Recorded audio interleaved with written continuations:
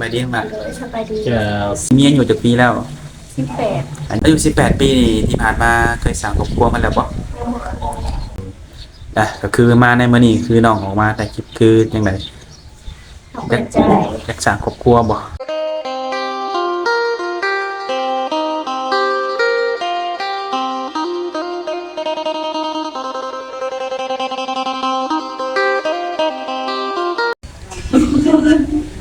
กราบสวัสดีเด้อพ่อแม่พี่น้อง FC หมู่สุขคนเนาะสิเป็น FC ฝั่งลาวฝั่งไทยหรือว่าอยู่ต่างประเทศทุกคนเนาะมื้อนี้ก็ยินดีต้อนรับเข้าสู่ช่อง YouTube ของบ่าวศิรัตน์คือเก่าทุกคนเนาะมาพบกับพ่อกับบ่าวศิรัตน์ในมื้อนี้ก็อยู่ที่บ้านของสาวโสดทุกคนเนาะก็เป็นสาวโสดหน้าใหม่ทุกคนเนาะซึ่งบ่าวศิรัตน์ก็เปิดใจเป็นครั้งแรกทุกคนเนาะซึ่งสาวโสดคนนี้ก็เป็นเจ้าของงามของผู้นั้นได้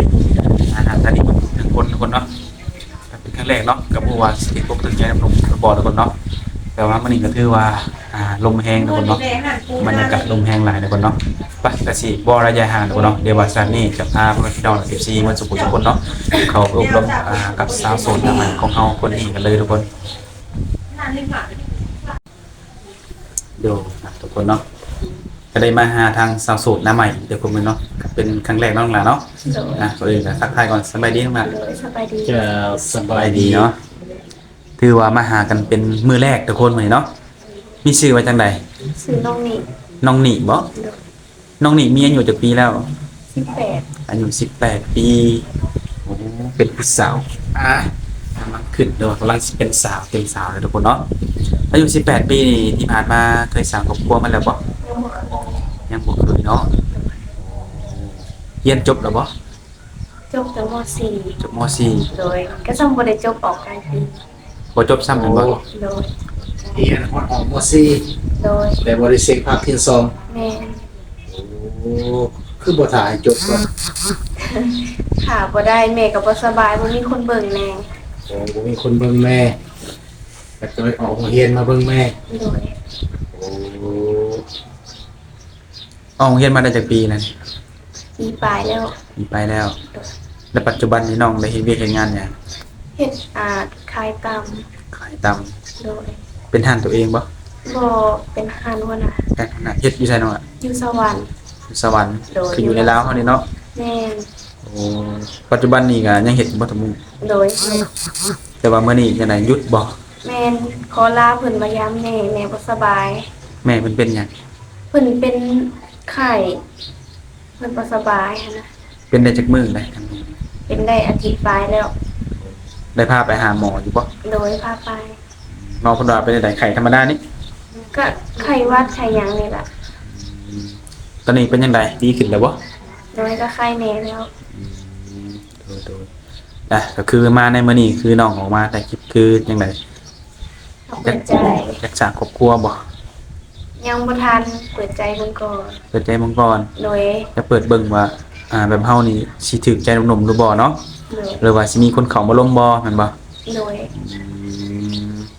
โดย คือที่ผ่านมาเคยลมบาวอยู่บ่น้อง ก็เคยอยู่ เคยมีแฟนอยู่บ่ โดย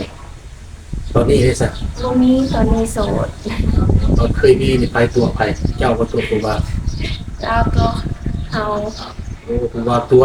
ถึงกูว่าตัว แม่น แม่นบ่ธรรมดาผู้หน้าตาดีที่มักตัวกูบ่าวได้ครับ เขาเจ้าบ่จริงใจนำ โอ้ดนแล้วว่าโสดมาเนี่ย โดยปีปลายแล้ว โอ้โสดมาปีปลายแล้วนี่ออกมาเปิดใจหาคนคุย โดย คิดว่าสิมีผู้ถูกใจอยู่บ่สิมีผู้บักอยู่บ่ ก็ คิด บ่ ใน ได้ ใจ บ่ในใจแล้วแต่สเปคเพิ่นสิมาอาจจะบ่แม่นน้องก็ได้ ลองเบิ่งเนาะ โดย เดี๋ยว บางเทื่อถึงใจเพิ่นเนาะ สำบ่ลองกับหมู่เนาะน้องหลานเนาะ แม่น คือเขาอยู่แต่เฮือนเฮ็ดแต่เวียกน่ะบ่มีไปฮู้ดอกว่าเฮาโสดเนาะบางคนอาจจะเห็นอยู่อาจจะมักอยู่แต่ก็ย้านว่าน้องนี่มีแฟนแล้วมีเจ้าของแล้วหั่นนะแต่ว่ามื้อนี้คือออกมาเปิดตัวเปิดใจเนาะ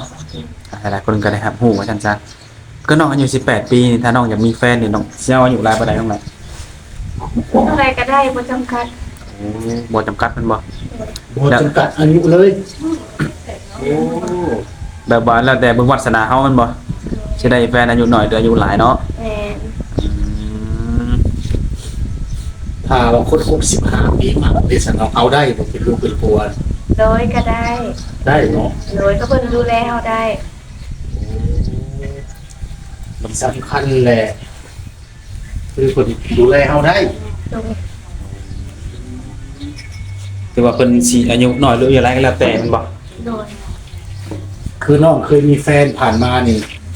คนรุ่นราวเขาเดียวบ่เรียกว่าคนมีอายุสูงกว่าเนาะ โดยก็รุ่นเราเขาเดียวกัน แต่ออกมาเปิดใจมื้อนี้นี่ ส่วนอายุนี่เป็นเพียงตัวเลข แม่น ทำไหนก็ได้เนาะโดยคือน้องยังบ่ทันเคยสร้างครอบครัวเนาะ โดย แต่ถ้าคนที่เขามาจีบน้องนี่เพิ่นเคยสร้างมาเลยจ้ะแบบบางคนนี่ก็มีลูกติดนี่ โดยก็รับได้ รับได้บ่ โดยบ่ติบ่ว่าหยัง โอ้ เริ่มต้นใหม่ได้ ได้บ่ยันว่าเฮาบ่เคยแต่งงานก็อยากได้คนที่บ่เคยแต่งงานคือกัน แบบว่าจังไดก็ได้เนาะ โดย แล้วน้องน่ะจ้ะมีบ่แบบสเปคแบบมักผู้ชายในรูปแบบไหนอะนะ บ่มีสเปคแบบใดก็ได้ แบบใดก็ได้ง่ายๆแม่นบ่บ่รอก็ได้แม่นบ่ โดย อืมแล้วข้อเสียของผู้ชายเด้อจ้ะที่น้องบ่มักเนี่ยนะ บ่กินเหล้ายาก็บ่สูบ มักแบบนี้แม่นบ่ โดย คนกินเหล้าคนสูบยานี่บ่คุยแม่นบ่ สูบยานี่บ่ได้ แต่ว่า บ่ได้ เหล้าเบียร์กินได้อยู่ โอ้ตัดขาดก็คือยาแม่นบ่ โดย ยาสูบเนาะ แม่น เหล้าเบียร์นี่จิบได้อยู่เนาะ โดย ถ้าเกิดว่าน้องมาเปิดใจในมื้อนี้เนาะแล้วเจอคนใดคนหนึ่งเนาะที่ถูกใจน้องเนาะแล้วน้องสิเบิ่งใจกันดนบ่ก่อนจะตัดสินใจสละโสดเนี่ย ก็เบิ่งใจกันไปก่อน ดนบ่น้องล่ะประมาณใดบ่ สูงสุดกับปีปลายขั้นต่ำก็7-8 เดือนก็ได้ อืมประมาณคร่าวๆทำนี้เนาะ โดย ในการเปิดใจเป็นคนเนาะแต่ต้องจำกัดต้องเลือกว่าต้องเป็นหนุ่มลาวหนุ่มไทยนี่ บ่จำกัดได้เบิด ได้เบิดแม่นบ่ โดย โอ้โดยคนไทยก็ได้คนลาวเขาก็ดีเนาะ โดย ถ้าในอนาคตน้องสร้างครอบครัวเนาะไปอยู่นำสามีได้บ่เนี่ย ได้ อยู่ได้แม่นบ่ โดยไปมาได้ ถ้าไปอยู่เป็นรักเป็นฐานนี่เพิ่นเลยได้ซะ น้องก็บ่แน่ใจหั่นนะ เห็นแต่เพียงแต่ว่าออกเฮือนได้อยู่เนาะ โดย อืมแต่อยู่ในเฮือนน้องนี่มีเอ้ยมีอ้ายมีน้องบ่ โดยมีน้องมีเอื้อมีอ้าย มีกันจักคนทั้งหมดน่ะ ประมาณ5 คน 5คนบ่แล้วน้องเป็นลูกคนที่เท่าใดของแม่ ผู้ที่ ผู้ที่สามไอ้เอ้ยสร้างครอบครัวมันแล้วบ่ 3โดย3ไปแล้ว เพิ่นอยู่นำแม่บ่รู้เพิ่นออกเฮือนเป็นของตัวเอ อง ยู่นำแม่แน่เมื่อหาหญ้าปานใด อ๋อ แล้วก็กลับไปกลับมา อืมก็คือเป็นการเที่ยวไปเที่ยวมาเนาะ บัดที่น้องก็สิออกเรื่องบ่เรียกว่าไม่ได้ถ้าได้แฟนทางไกลเพิ่นอยากให้เมื่ออยู่นำนี่สิปักหลักปักฐานยังบ้านผัวสมมุตินางว่าภาษาบ้านเฮาพ่อแม่ก็สิให้เมื่ออยู่บ่เคยบ่ได้ เพิ่นให้มือ ให้เมื่อเนาะคือออกมาเปิดใจเด้ซั่นพ่อแม่เพิ่นบ่ได้ห้ามบ่ บ่หา เห็นว่าเพิ่นย่านแบบคนทางไกลมักไปสั่งคณะ เพิ่นบ่ได้ว่าหยังเพิ่นก็มักแล้วก็ลงกันเพิ่นก็ว่า เพิ่นไปได้แบบคนบ้านใกล้เพิ่นเคียงสั่งแบบนี้นั่นล่ะ สมมุติทุกชุมอ้ายมาเปิดคลิปนี่อาจจะมีคนทางไกลเนาะคนต่างทวีปคนต่างประเทศมักไปซี่นะเพิ่นเป็นคนไกลไปซี่นะแม่เพิ่นก็สิให้ลมให้คุยบ่ ให้ ไป ล ซี่ มให้คุย ลมให้คุยเนาะคือออกมาเปิดใจไอ้สัตว์มีผู้แนะนำก็คือว่าแบบแนะนำว่าโสดแล้วออกมาเปิด บ่มีคนแนะนำ เปิดเองบ่ โดย คือฮู้เรื่องในโสดเนาะ โดย แล้วก็หลายคนก็ฮู้ว่าน้องโสดเนาะ โดย ก็เลยออกมาเว้าในคลิปเนาะแต่หลายคนก็จะได้ฮู้สิเป็นหนุ่มทางลาวเฮาฝั่งไทยเฮาหรือว่าคนอยู่ต่างประเทศเพิ่นก็ได้ฮู้นำกันเนาะ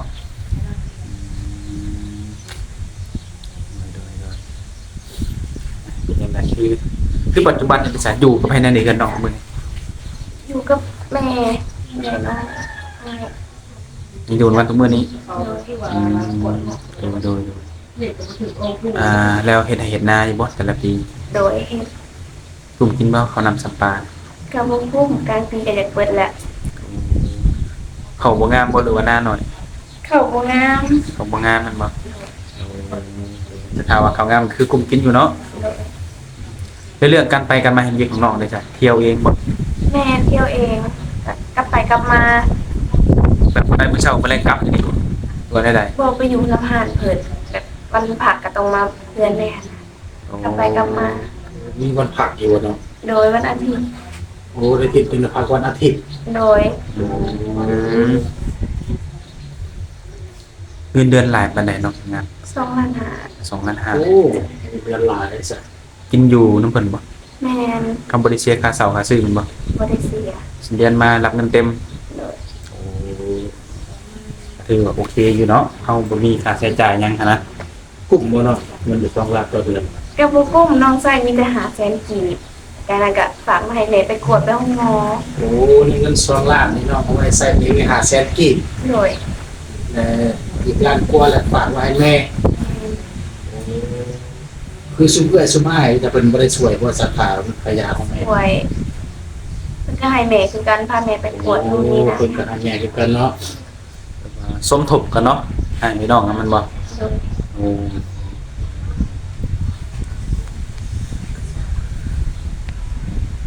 โดยเนาะ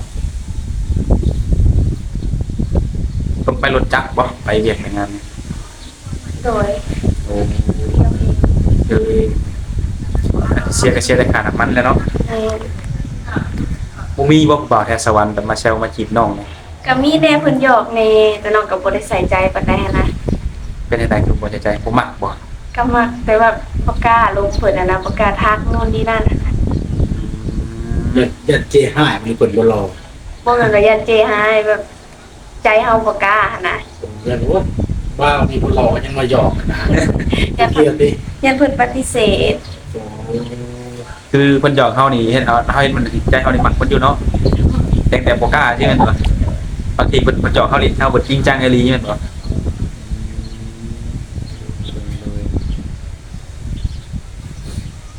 คือว่าต้องให้ผู้บ่าวทักทายก่อนน้องๆเนาะ โดย เห็นผู้บ่าวสนใจต้องทักเพิ่นแล้วได้ทักเขาบ่ฮู้เลย แม่นแท้ เคยอยู่บ่เลยเนาะ บ่เคย บ่เคยมีผู้บ่าวผ่านมาก็สุดท้ายนี่ผู้บ่าวมาจีบ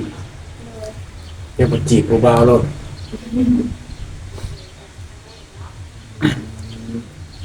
คือว่าปัจจุบันเฮ็ดงานอยู่สวรรค์เนาะ โดย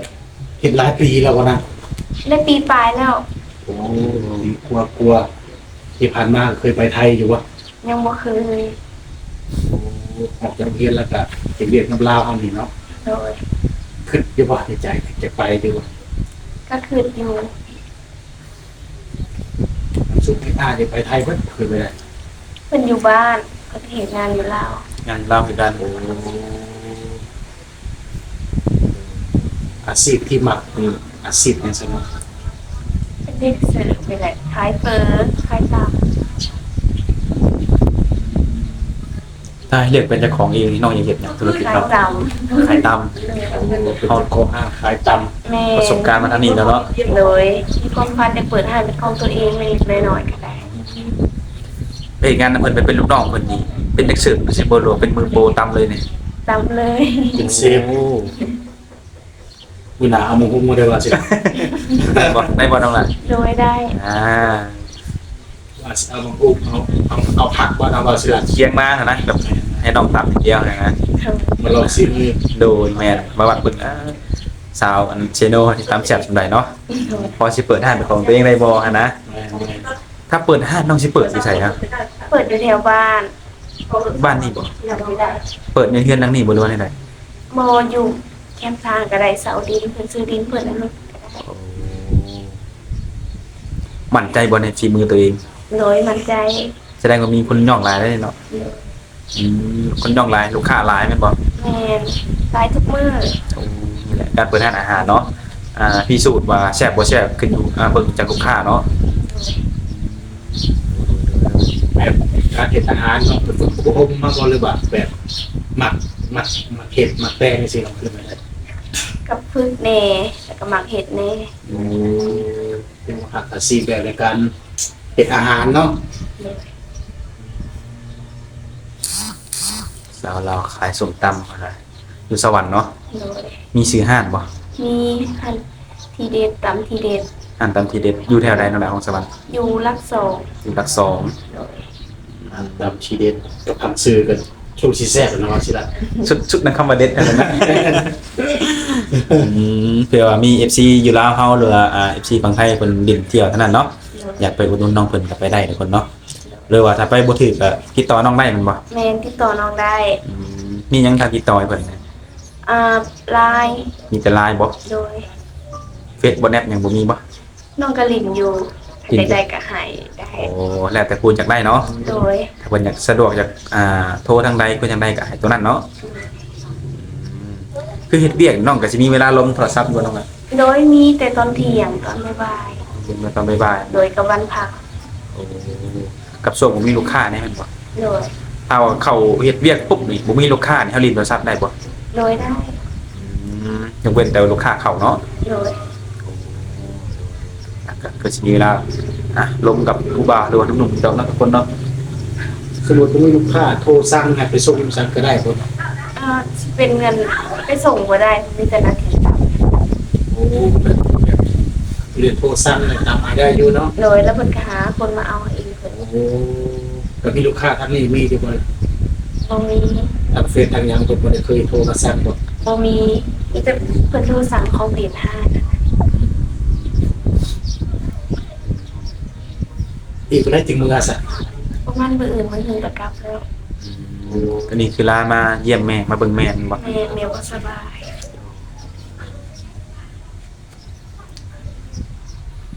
คือคนเนาะ เปิดอยากเปิดห้างขายตำเป็นของตัวเองเนาะ โดย มั่นใจในฝีมือแล้ว ลูกค้าสดย่องไว้แล้วเนาะ โดย ถ้าบ่เปิดห้างขายตามมีต้นทุนนี่สูงส่าใดเนาะ มันก็สิสูงแน่แหละน้องกับบ่ฮู้ยังบ่ได้ แบบเป็นห้างธรรมดาบ้านเฮานี่ประมาณหลักล้านนี่ได้บ่ซั่น บ่ได้มันก็จะสูงได้ประมาณ10ไปล้าน3ไปล้านนี่แหละ จริงๆเป็นห้างเนาะ โดย แบบว่าต้องนับหนึ่งมันบ่ตั้งแต่ดินบ่ แม่ ตั้งแต่การตั้งห้างมันบ่ โดย ซื้ออุปกรณ์วัตถุดิบเนาะหนักๆตัวสิหนักก็คือดินกับตั้งห้างนี่แหละเนาะ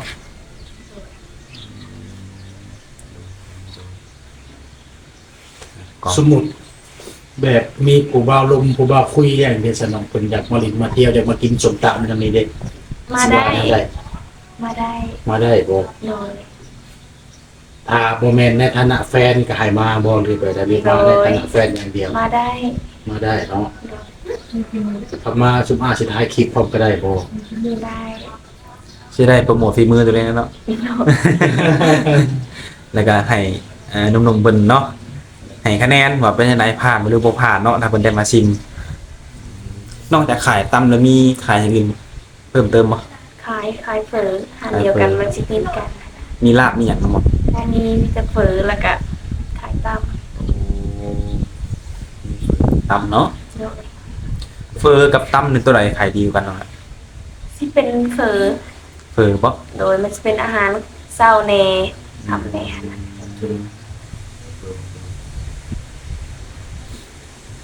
แบบน้องนี่อยู่คนเนี่ยตำโดยเฉพาะคนว่าเฮ็ดงานทั่วไปเลย เห็ดรวมเลยขันวางก็ต้องเล่นซอยกันเท่านะ แบบว่าเป็นลูกค้าสั่งตำแล้วก็ เขาไปตาม ถ้าบ่มีคนทางตำมันก็เสิร์ฟเฟอแบบอย่างมึงบ่ โดย แพงบ่ราคาอาหารอยู่ห้าง บ่แพง เริ่มต้นเท่าไหร่อยากเจ็ดตำนี่ เริ่มต้นตำเขาบอก45,000กีบ 45ขึ้นไปแม่นบ่ โดย แล้วก็ตามแต่งมึงแต่งหน้ามันเนาะกับตำทะเลาะทะเลก็อีกราคานึงเนาะ แมน ดูเผื่อว่าหนุ่มๆเพิ่นอยากไปอุดหนุนคือว่าอะไรเนาะไปบ่ฮอดจอดบ่ถึกก็ติดต่อได้พุ่นว่า โดย แต่ละเรื่องในการสละโสดนี่ก็ยังบ่ทันพร้อมภายในปีนี้แม่นบ่ ต้องปีหน้าบ่หรือว่าต้องเบิ่งใจกัน7-8เดือนเขาน้องว่ามันบ่ แม่น ก่อนสิคบหาเป็นชู้เป็นแฟนนี่ต้องเบิ่งใจกันจักเดือนเนาะ ประมาณ5 เดือน6 เดือนก็ได้ ก่อนตัดสินใจคบหาเป็นแฟนบ่ โดย แบบผู้ที่เขามาคุยรวมกับน้องเนี่ยเนาะเพิ่นเพียบพร้อมหมดทุกอย่างแต่เพิ่นใช้เวลาคบกันบ่อยากให้โดนปานนี้นี่ตัดสินใจได้บ่ถ้าเป็นกรณีแบบนี้ ก็สิได้อยู่ ที่ได้อยู่เนาะ โดย โอ้ถ้าเป็นหนุ่มทางไกลได้ซะโอเคบอกเลย โดย ว่าแต่น้องนี่มักผู้บ่าวนี่นิสัยแบบใดเนาะ นิสัยก็ได้เบิด บ่ โดย แบบใดครับได้เบิดมาแบบใดกะ โดย คนอารมณ์ร้อนอารมณ์เย็นนี่สิแบบได้เบิดบ่ ก็พอได้ปันใด ผู้ชายขี้หึงมักอยู่บ่แบบมัก เอาแบบกลางๆก็ได้จ้ะ บ่หึงโพดเท่านั้น เอ่อกลางๆนั่นบ่พอประมาณนั่นบ่ โดย เดี๋ยวว่าให้เวลาส่วนตัวเขานำเนาะ โดย คือเด็กลมคนมีอายุสูงแท้นะ ก็เจ้านั้นสิดูแลเขาได้ตัวหั่นนะ เราคิดว่าผู้มีอายุสูงนี่ คือสิดูแลเขาได้ โดย แต่ก็ต้องเลือกน้องเนาะบ่แม่นเนาะผู้นี้อายุสูงนี่คิดว่าอย่างเดียวกับบ่แม่นต้องศึกษาคักแน่เนาะ แม่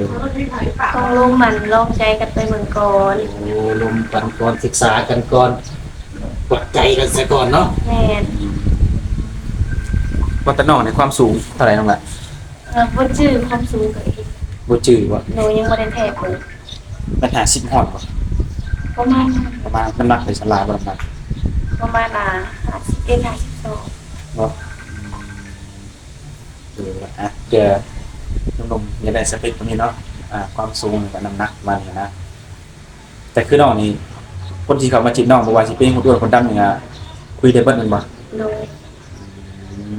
ย ดูก็ฝากหนุ่มๆแล้วทุกคนเนาะ อันนี้ได้บ่ ได้บ่แบบนี้แต่ ถึง คน คุย นะ ดีพวกนี้ได้บ่ โดย โอเคซะเนาะพี่น้องเนาะไว้โอกาสหน้าคือมื้อนี้ก็ได้โอ้ได้ร่วมได้สัมภาษณ์กับน้องเพิ่นก็